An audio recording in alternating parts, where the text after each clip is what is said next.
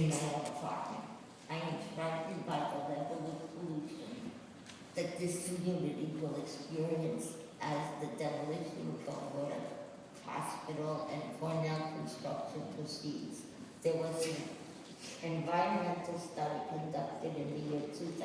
I recall it saying that Roosevelt Island is already at toxic levels of air quality. Our community is situated so that we are vulnerable on all sides to various kinds of pollution. We are immediately under the Queensboro Bridge and next to the largest electricity generator in New York City. Big Alice. We see the yellow pollution suspended in midair, and we wipe the rapid accumulation of dust and particles from our windowsills and furniture. Our single roadway frequently contains idling cars that must stop for traffic congestion.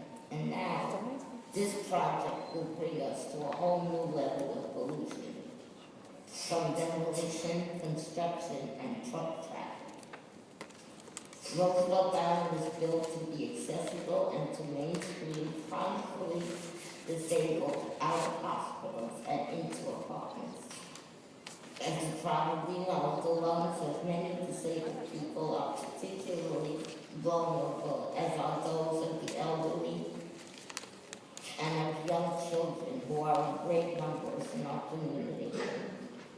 The mitigation for this problem is found vigilant and constant air monitoring by an outside third party throughout demolition and construction, and minimizing truck trips to 10 trucks per day. Thank you for caring about disabled, elderly, and young residents. Thank you very much. Hi, my name is Joseph Strong, and I was born and raised on Roosevelt Island, and I still live there today. I'm here to represent the youth of Roosevelt Island, and I want to take a moment to highlight the amazing fields, parks, and open spaces we have on Roosevelt Island. I grew up knowing my neighbors and making friends at the parks and in the neighborhood programs that exist on Roosevelt Island. We do not want our neighborhood to be sacrificed for progress like Bronx was all those years ago by Robert Moses. Neighborhoods destroyed for roads with no consideration for the communities, destroyed for the sake of progress. With your help, we can avoid this on Roosevelt Island. We have a special community, and we ask that you consider this and make amendments to your approval and require Cornell designate project funds to protect and support our parks, schools, and children's programs. We ask that you ask Cornell to add substantively and monetarily to the existing community programs for seniors and the disabled. We ask that Roosevelt Island does not lose the in lieu of tax payment on the land still leased to REOC that is the only source of funding for REOC. The Cornell project will cost the community a great deal. Without compensation from Cornell on the island, residents will bear the burden of the cost of the island's unique infrastructure, which comes from our rent and not from our taxes we all pay. Secondly, we have all the people associated with the project jamming already incessantly trains in our station. Crowded trams will be more crowded. Just last Friday at morning rush hour, trains after train went by and we could not get on. Respectively, we request your power as City Council members to make amendments to the Cornell project and this community. Thank you.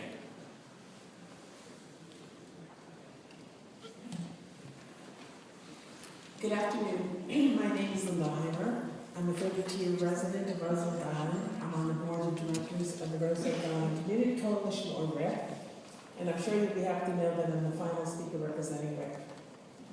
As you heard from my colleagues, our community is facing severe unresolved problems. The financial situation on Roosevelt Island is unique. Although we pay taxes to both city and state, we receive limited services from them. The public benefit corporation that runs the island receives its revenues from business and playing field rentals and the ground rents from the residential buildings. Most of its $22 million budget comes from middle income and some low income residents. These revenues have to cover almost all of the island's infrastructure, transportation, and community services. Contrast this with Cornell, which has been given $100 million by the city of New York to build here, in addition to campus land worth $300 million. They've received donations in the amount of $350 million and $133 million for this project, and have a $5 billion endowment. As a land-grant university, they're supposed to give to the communities in which they build. Cornell has a reputation of doing as little as possible to live up to that mandate. They do contribute $1.5 million in annual pilots to Ithaca, but agreed to do so only after they were forced to by the mayor. With few exceptions, they refused to contribute to Roosevelt Island services, which were restrained by their presence. Island residents will be subsidizing them. They've been looking into whether barging construction materials were possible since last September, and today we heard an update. Barging was used to build Goldwater Hospital and the FDR Memorial, completed only a year ago, so of course it's possible. They repeatedly cited expense. It comes down to our health and well-being versus their money. Trucking must be the exception, not the rule. While the rest of the city is understandably rejoicing because of the benefits Cornell will bring, Roosevelt Islanders are forced to bear the brunt of 25 years of demolition and construction with few mitigations in sight. For us, this is truly a David versus Goliath situation. David had a slingshot, we have you. We respectfully look to this body to be our weapon, requiring Cornell to sign binding agreements which will protect our community from being overwhelmed with health hazards and undue financial hardship for decades to come. Thank you. Good afternoon. My name is Judith Purdy. I'm a 35-year lifer on Roosevelt Island. And as you know, it's a diversified, wonderful community, and we want to welcome Cornell Technion. It's a mere sliver in the river and has so many challenges already to make the daily ebb and flow operational. Upon the demolition of Goldwater Hospital and the campus can be accomplished without chaos. If you look at my infamous picture of Goldwater under construction, we have copies over there. The only way to get materials to Roosevelt at Welfare Island in those days was to barge it, because there was no bridge. And somehow they managed to build a 1,500-bed hospital at that time by barging. And you can look at the picture closely and you'll see a cement batching plant next to it. My other concerns are a lack of seawall repairs. You're talking about building this billion-dollar campus, and the seawalls did not hold very well, and up to the lawn area of the Goldwater Hospital was flooded during Hurricane Sandy, and this seems to be just something to slough off. Also, repairs, the street is going to be 1-car lane, 2 bike lanes, and a 15-foot sidewalk. If you add that up, that makes a single lane of traffic, and the only way to circulate traffic around the Cornell site is one way. One FedEx truck parking will completely stop all transportation moving on the south end of the island. This has not been thought through. We have wonderful promenades, and your bikes are welcome on the promenades. We do not need 2 lanes of bicycles.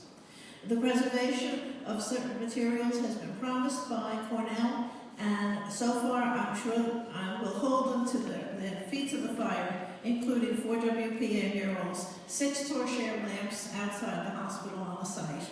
Also, the Historical Society has requesting and is requesting archaeological surveys of the site before construction, because we know we're going to find some good juicy remains of the penitentiary that was there before us.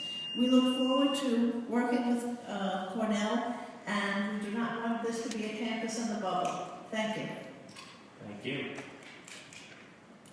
Good afternoon. My name is Nina Lublin. I'm a 30-year resident, a newcomer to Roosevelt Island. I am also the president of the Jewish congregation on the island, but I'm not here to talk to you today about that.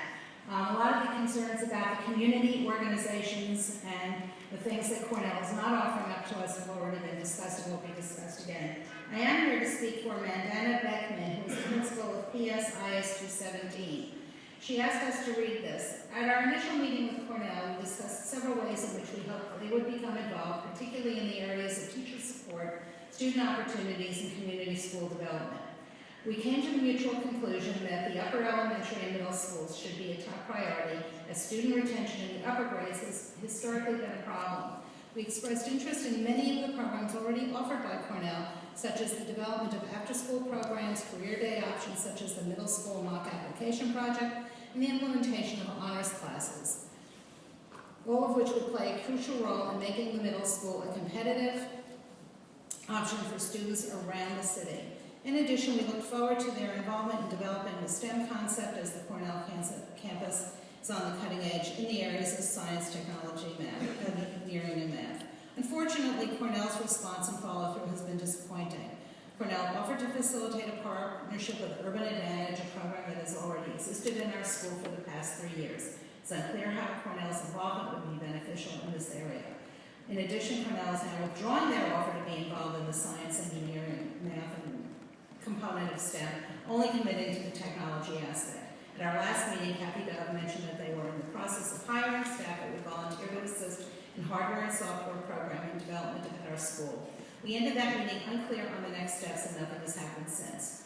One program that is receiving follow-through is the Girls That Code program, which offers the opportunity for middle school students to apply for an 8-week summer internship. 7 students from PSIS 217 have applied to the program, but as it is only open to students citywide, there is no guarantee that they will be accepted into this program. Again, we are uncertain how this program would directly benefit our community. The rest of her remarks have to do with seeking more assurances about what Cornell's commitment to the school will actually be. Kathy sat here a few minutes ago and said 3 different times the school is our top priority. Well, I think Ms. Beckman is waiting to see what the actual commitment is going to be. And I just want to say one other thing as our resident. The irony of my being asked to read this, I'm an early childhood educator. I walk by that school every single day. That school is about to go into what appears to be its 10th year of reconstruction. So before we even bring a shovel onto the island for Cornell, the city council really, and Cornell and everybody who is concerned about our kids in that school needs to find out when the school is going to be finished. Call your council member. Thank you. How about Cornell free scholarships for everyone at PSIS 217? What do you say? Everyone's on their way to Ithaca. In all seriousness, I think we did make some progress on that front today. I hope we will communicate that to Madonna and ask her to be as responsive as possible over the next 48 hours. Some of the concerns that she had raised with me are what I raised with them, which they did commit to today in terms of professional development and after-school programs and other things. But we do need her to be responsive and available over the next 48 hours to talk more. Pretty good. Stop that Jessica laughing. Yeah. She says that she gets done.